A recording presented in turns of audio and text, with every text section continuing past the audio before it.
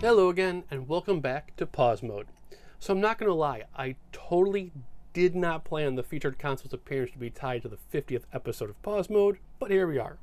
Since that's how it played out, it's time to celebrate in a literal big way. It's time to talk about one of the gaming industry's biggest successful failures, the Pioneer Laser Active. Let's travel back in time for just a second. It's 1993 and a much younger Jason is waiting for a friend to finish their work shift so they can head home. To pass the time, he pulls out the newest issue of GameFan magazine to read up on all the latest game releases and Japanese hype.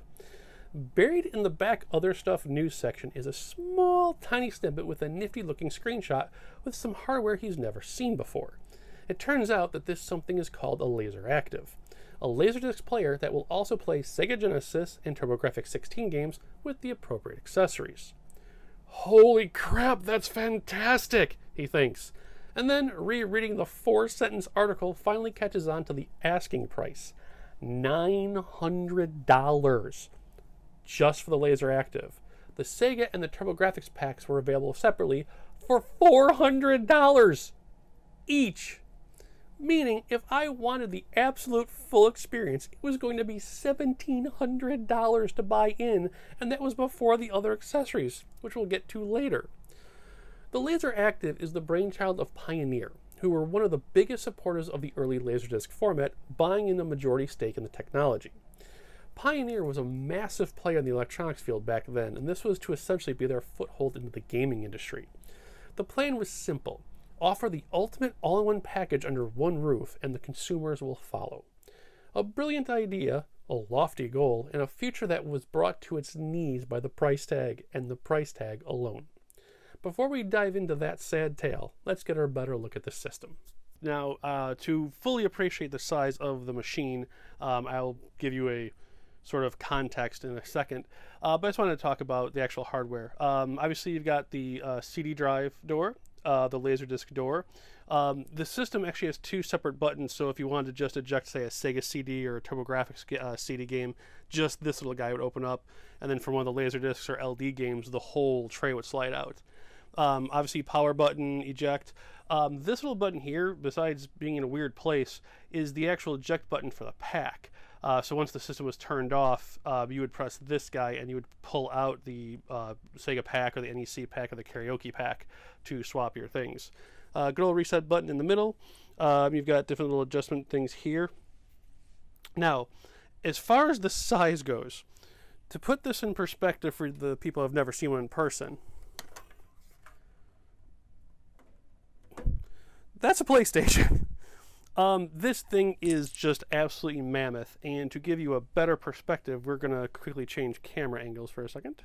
Alright, so to give you a perspective on the Laserdiscs, when you ejected a normal game CD, that's what it looked like. When you ejected a Laserdisc game, that's what it looked like. Check out this absolute beast of media. Hello. But yeah, about the size of a record album, Laserdiscs were just absolutely ginormous, which unfortunately meant you had to be extremely careful with them, otherwise you would be out of a $200 game. Now, what might be kind of hard to see on the camera, let me see if I get up close here with the light things, is that just like a record, you can actually see the tracks of all the information on the game. Isn't that cool? All those little ridges? But yeah, this thing is an absolute beast. I love every second of it. Back to the camera. In America, there were 3 total expansion packs for the system: the Mega LD module, the NEC LD-ROM 2 module, and the Karaoke pack. The Mega LD pack, which is more commonly touted as the Sega pack, allowed the Laser Active to play Sega Genesis, Sega CD games, CD plus G music discs, and the Mega LD laser discs. It came with a Laser Active branded 6-button controller. It also included the games Pyramid Patrol and the 4-in-1 game disc from the CDX pack. The NEC pack, which America calls the TurboGrafx pack, allowed for TurboGrafx 16 games, CD-ROM, Super CD-ROM, and the LD-ROM 2 Laserdisc games. Like the Sega module, this also came with a LaserActive branded controller. It included Quiz-Iconosaurus in Laserdisc form and the 4-in-1 Gates of Thunder disc. That means between just those two packs, you have 7 different game libraries to choose from, on top of being able to listen to music CDs and watch Laserdisc films on the core system. Of note is the not-so-hidden function hidden inside the packs. Once the game systems are plugged into the actual LaserActive, they improve playback functionality on Laserdisc movies. Using the controller rather than the wireless remote, the Sega and NEC packs allowed for frame-by-frame search, multi-speed jog, and other features. If more than 1,000 games at your fingertips wasn't enough, America also got the Karaoke pack. Able to support 2 microphones with pitch adjustment and other functionality, this slightly cheaper $350 pack would let you have a karaoke revolution long before Konami even thought of copyrighting the term. The other piece of hardware you could tack on were the 3D goggles. Much like the Sega Master System, some Laserdisc games supported the shutter effect goggles, where alternating the images created a somewhat barely believable 3D effect. All for the low price of $400, and that's not including the adapter you needed. Seriously. So just how good was the system? Well, that depends on your dollar to fun ratio. Both packs perform admirably and are on par with their standard units.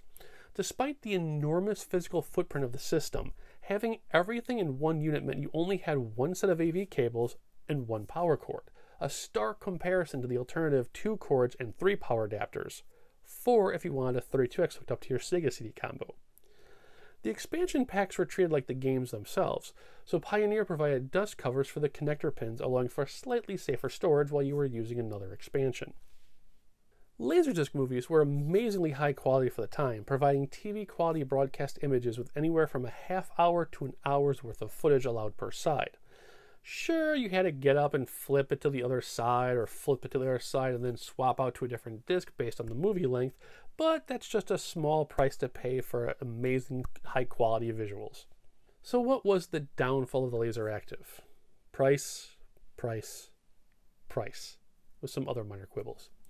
As stated before, the base unit alone with no game functionality was $900. Add in just one pack with tax and you're up to $1,500. $1,500 to play Sonic the Hedgehog and Sewer Shark is a tall order to swallow. The actual Laserdisc games averaged anywhere from $100 to $200 each as well. The only saving grace would have been an amazing lineup of Laserdisc games, which sadly never came.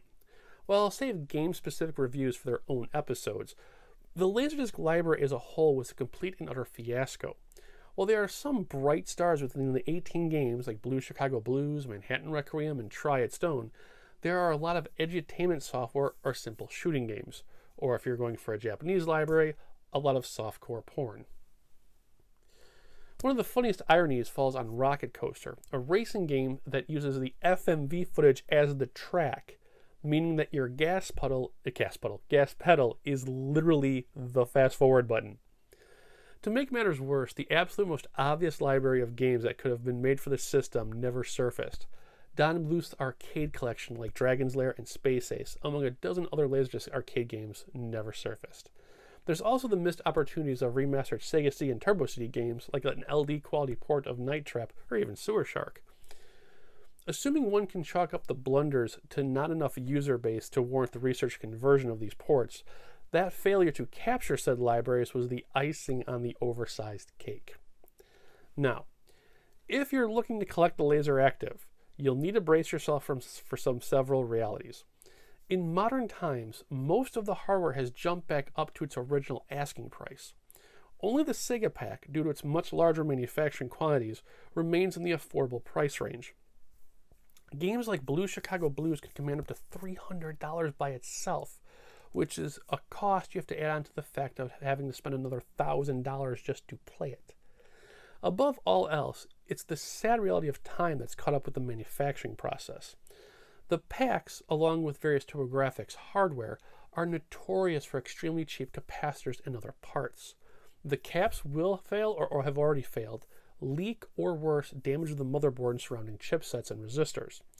To make sure they're up to snuff, they will need to be replaced with modern-day equivalents, along with replacing the save battery components. This adds an additional cost to the already expensive 500-pound gorilla in the room. Laserdiscs themselves are also extremely prone to what is called laser rot. This is caused by oxidation in the platter's aluminum layer thanks to lousy glue being used to keep both halves together. Laser rot can look like mold or burnt spots on the disc, and this will cause artifacts in the video footage to appear or just cause playback to fail in general. So besides keeping the hardware repaired, you're essentially on borrowed time with the software as well. Hence why I'm including it in pause mode so I can get to play it before this happens. So in the end, is it worth it to own one, much less track one down? Not really. The packs are easily replaceable by their real hardware counterparts and for cheaper, and while there are some slim pickings on the actual Laserdisc games, the price of entry isn't really worth their playthrough. And I say that while fully admitting that you'll tear Blue Chicago Blues from my cold, dead hands. Of all the game systems I feature here on Pause Mode, there is none more that brings me to a broken heart than the Laseractive. It is the very definition of 1990s excessiveness and outrageousness, felled by its own overpriced hand and a lack of library planning. All right, that wraps up episode 50. Can you believe how fast that... We were just celebrating episode 100 of Game Rave TV, not what, a couple months ago? I'm currently playing through Manhattan Requiem for a review down the road, while enjoying its source game, JB Harold on the Turbo Duo. As always, like the video, add your comments, any questions, let me know, and watch out for fire extinguishers. Have a great weekend, be safe, and I will see you in 2 weeks on Game Rave TV. Take care.